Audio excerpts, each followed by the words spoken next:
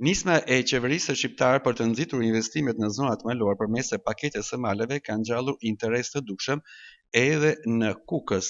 Megjithatë, fermerët dhe grumbulluesit e produkteve bujqësore blegturale theksojnë se për ta mbështetja direkte në bujqësi dhe blegturi do të ishte shumë më e vlefshme se sa një paketë digjitale.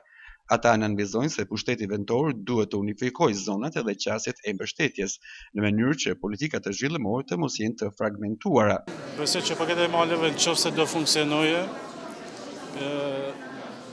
me funksionu kush ta meritoje, sepse do të ketë aplikime pafund në paketën e maleve, po ashtu edhe në Kukës. Unë them që potencialet më të mëdha për të zhvilluar një zonë duhet zgjedhet më së miri. Jo pse është një zonë turistike ose një fshat turistik ose një fshat i bukur në Kukës, edhe hajt t'u japim aty ne. Ideja është se çfarë do bëjnë ato që kanë aplikuar për atë punë. Sepse Bushtrica, edhe pse është zonë turistike, e ka potencialin që nuk e ka njësi administrative në Kukës. Në këtë paketë janë përfshirë njësitë të Vica dhe Arë. Nuk jap koment.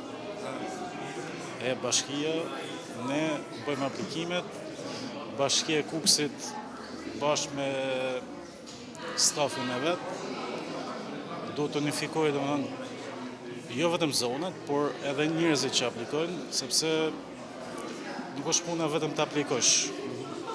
Puna është që të bëjmë një investim, ose të ndërtojmë një diçka që të vris,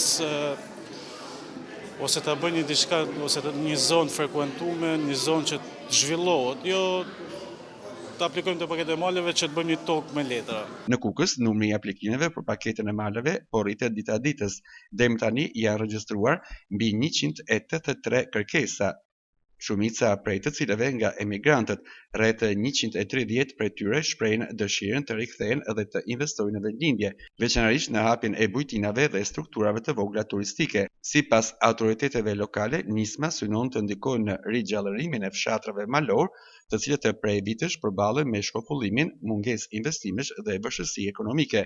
Përmes kësaj pakete, qeveria shqiptare shpreson të krijojë kushte më të favorshme për zhvillimin rural, kthimin e emigrantëve dhe ripopullimin gradual të zonave të thella malore të Kukësit.